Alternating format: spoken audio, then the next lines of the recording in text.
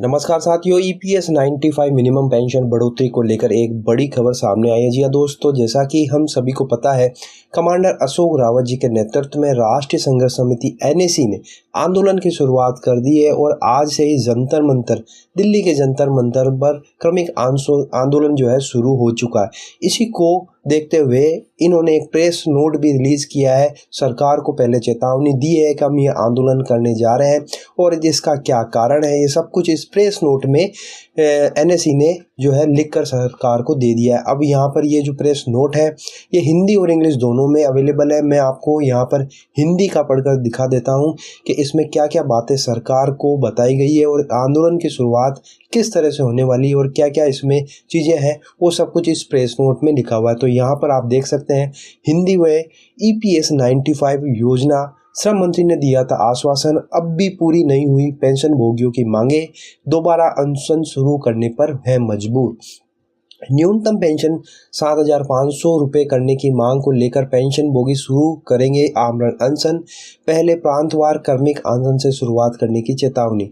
31 जनवरी से जंतर मंतर पर स्थगित अनशन किया जाएगा शुरू। पेंशन भोगी महंगाई भत्ते के साथ मूल पेंशन 7,500 मासिक करने और मुफ्त सुविधाएं, स्वास्थ्य सुविधाएं देने समेत अन्य मांगे भी कर रहे हैं।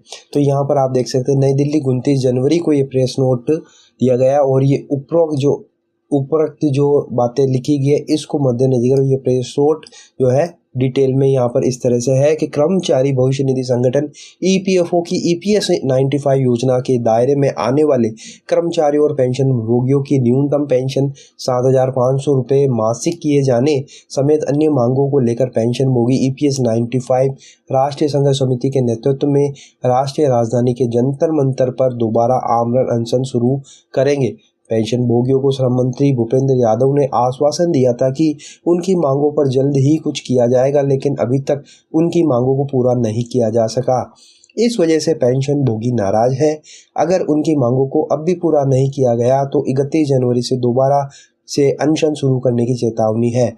समिति का कहना है कि पहले प्रांतवार क्रमिक अनशन से शुरुआत की जाएगी। अगर मांगों पर तत्काल कोई निर्णय नहीं लिया गया तो फिर इस आंदोलन को आमरण अनशन में बदल दिया जाएगा। इस आंदोलन में देश भर के 50,000 से अधिक पेंशन भोगी शामिल होंगे। पेंशन भोगी महंगाई भत्ते के साथ मूल पेंशन 7,500 रुपये मासिक करने, पेंशन भोगियों के पति पत्नी को मुफ्त स्वास्थ्य सुविधाएं देने समेत अन्य मांगे कर रहे हैं। वर्तमान में कर्मचारी पेंशन योजना ईपीएस 95 के तहत न्यूनतम पेंशन 1,000 रुपये महीना है। समिति के अध्यक्ष कमांडर अशोक रावत जी ने कहा, ये हमारी अंतिम चेतावनी है। बार बार आश्वासन देने के बाद भी हमारी मांगों को लेकर अभी तक कुछ कार्रवाई नहीं की गई है। अगर हमारी मांगें नहीं मानी गई तो हम आमरण अनशन करेंगे। उससे पहले 31 जनवरी से प्रांतवार क्रमिक अनशन से आंदोलन की शुरुआत की जाएगी। अगर उसके बाद भी सरकार ने कोई एक्शन नहीं लिया तो फिर आमरण अनशन के अलावा कोई चारा नहीं है। उल्लेखनीय है कि ईपीएस कर्मचारी पेंशन योजना 95 के तहत आने वाले कर्मचारियों के मूल वेतन का 12% हिस्सा भविष्य निधि में जाता है। वहीं नियोक्ता के 12% हिस्से में से 8.33% कर्मचारी पेंशन योजना में जाता है।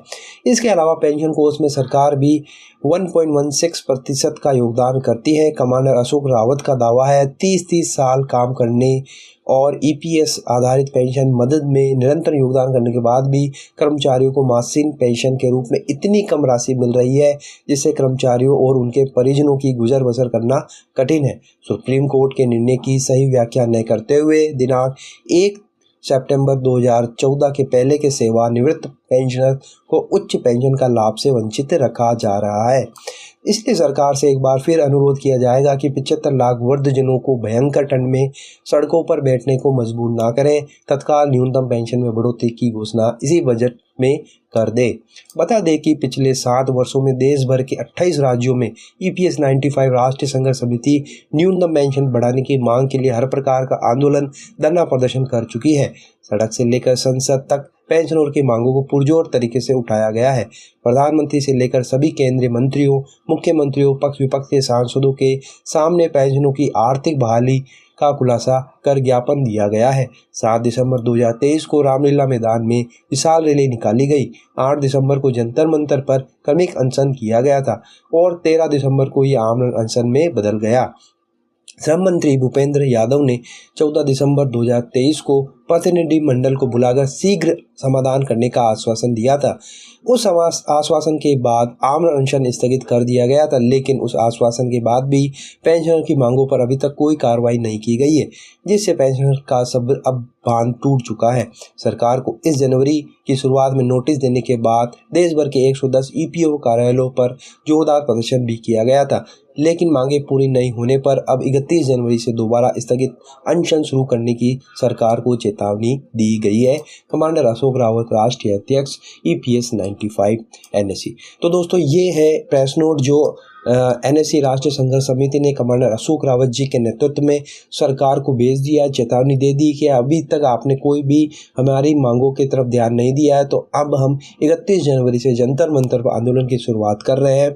तो आपके लिए एक चेतावनी है। तो दोस्तों ये एक प्रेस नोट है, बड़ी खबर है, हालिया में आई है। तो आज से ही आंदोलन की शुरुआत हो चुकी है। आंदोलन का आप समर्थन करते हैं तो कमेंट बॉक्स में ज़रूर अपना कमेंट लिखिए, हमें विचार लिखिए। वीडियो अच्छा लगे तो लाइक शेयर कर दीजिए और इसी तरह के वीडियो और प्राप्त करने के लिए चैनल को सब्सक्राइब ज़रूर कर लीजिए, ताकि जो भी लेटेस्ट खबर आए EPS 95 से रिलेटेड आप तक ज़रूर पहुंच जाए। तो फिर मिलते हैं एक नई खबर के साथ। जय हिंद, जय भारत।